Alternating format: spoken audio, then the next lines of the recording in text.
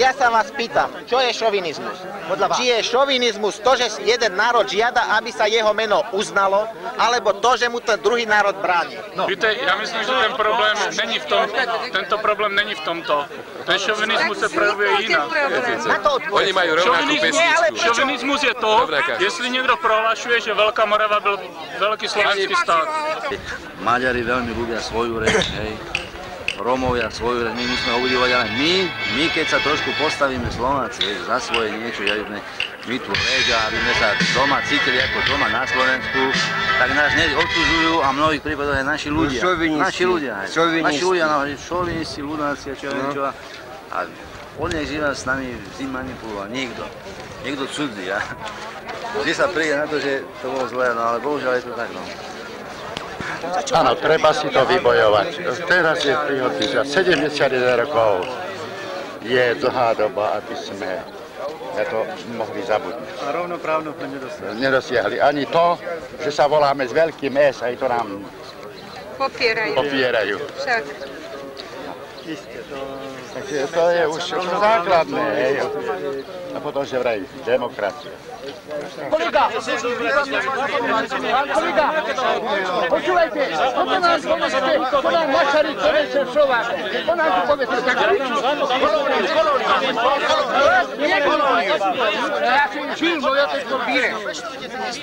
A oni tu čo mali? Dostojníku, notáru, škandáru.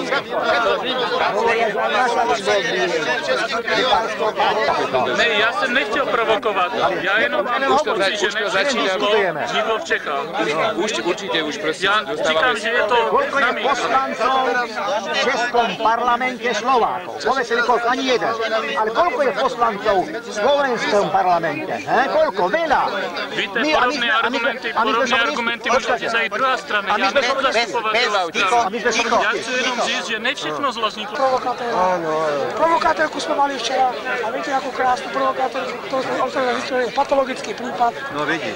Nepotrebujeme žiadnych provokátorov, pretože tú provokátérku bolo včera treba prehlušiť, jednoznačne prehlušiť, aby pri natáčaní, ak to niekto natáčal a určite natáčal, nemohli povedať o našom hnutí, že je nejaké revanšistické, separatistické, fašistické a včera nás označili, že sme klerofašistickí vrahovia a takéto veci. Tak rozumiete, bolo treba prehlušiť. A tento pán je provokátor, ktorý je to z minulého týždňa. Áno.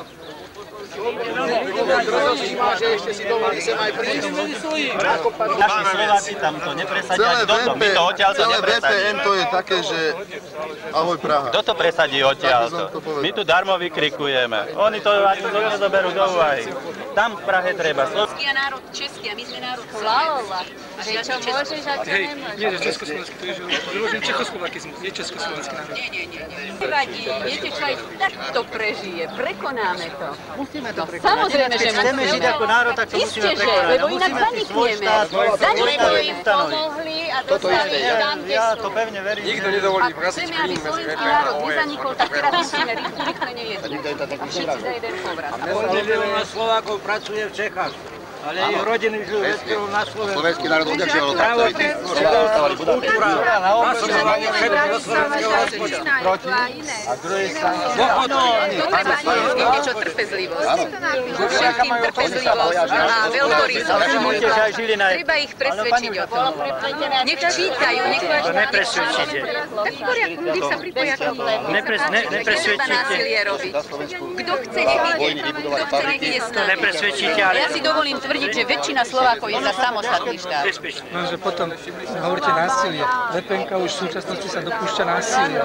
Lebo aj tá pomočka... Nemôžeme revanšovať. Nie, ja nehovorím. Takže oni sú verejnosť proti násiliu. Stredníka medzi Landsbergisom a Gorbačovom. Ja som sa rozčulila dnes. Nemusíme sa to ešte robiť. Ja som sa rozčulila, že tento človek má neporiadok vo vlastnom štáte a teraz ide robiť jedného veľkého mecenáša, jedného veľkého človeka, ktorý ponúka svoju vlast, svoj štát, v úvodzovkách svoj. Rozumiete? No, tak to som považovala za strašnú bezočivosť. A to súhlasím s tým, ktorý mal prejav v piatok, neviem, ktorý to bol z týchto našich, že hovoril, keď prišiel pán prezident Havel a namiesto, pán Gregor, keď hovoril, namiesto toho, aby bol podotkol, že vlastne aké problémy my máme, hlavné problémy, že sú to problémy dvoch samostatných národností, národov.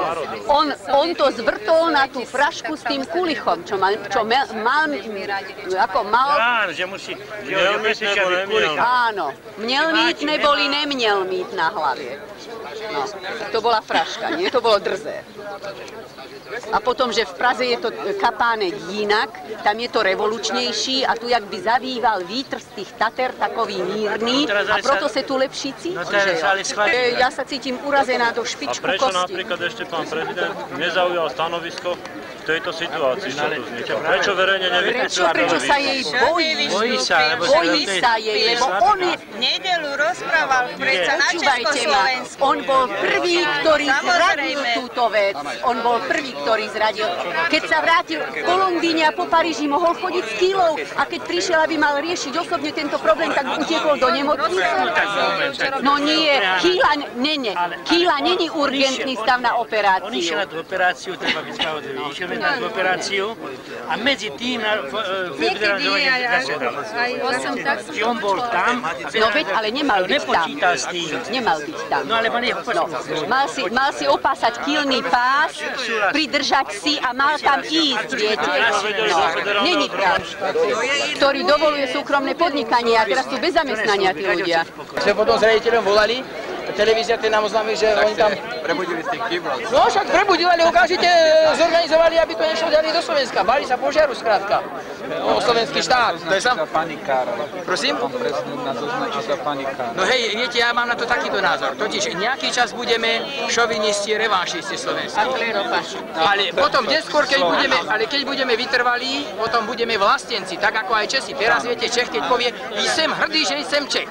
Tak v tú ranu on je vlastenec. Ale keď Slovák povie, som hrdý, že som Slovák, to je nacionalista, šovinista, separatista, fašista a všetko možné, tak to je. Ale my musíme byť vytrvalí, aby sme jednoducho presvedčili svojou vytrvalosťou a láskou k svojej pravde a k svojim povinnostiam a k túžbám, ktoré máme, aby sa jednoducho obídem, nechcem kveť. Ja by som bola veľmi rada, keby náš slovenský národ v každej situácii, nech je akákoľvek ošemetná, aby postupoval veľmi múdro, aby postupoval a konal rozmyslene. Ja som naozaj za rovnaké práva Čechov a Slovákov.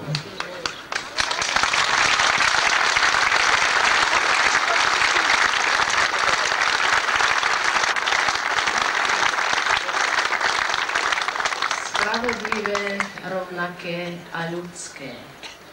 Ale som za to, aby sme žili v spoločnej republike, aby sme sa znášali spolu, aby sme si rozumeli, aby sme jeden druhého neurážali za nič na svete. Lebo naozaj, ak by sme sa takto začali urážať a oddeľovať, lebo to by nás strašne oddeľovalo, tak by sme ďaleko nezašli.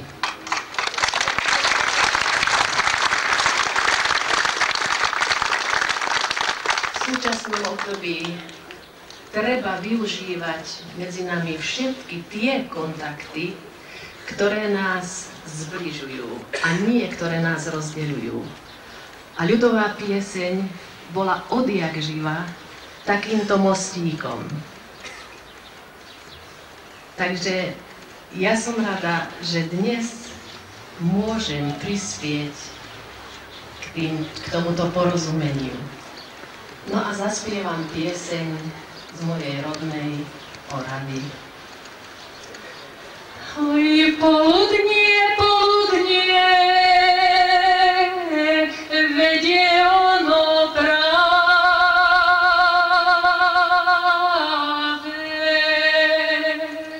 kdeže poludňuje jahod.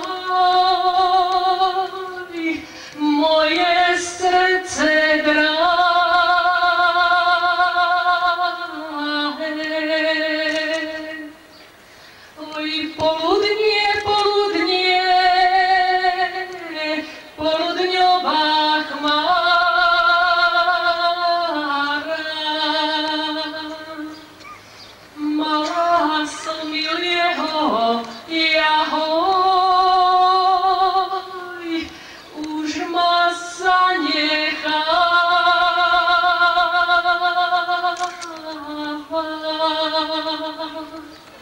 Keď ma on zanechá, bude sa mi prosiť. Oj, keď ma on zanechá, bude sa mi prosiť.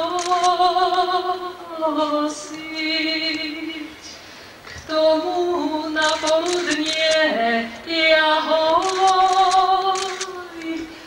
budem vodu nosiť. K tomu na poludnie jahoj budem vodu nosiť.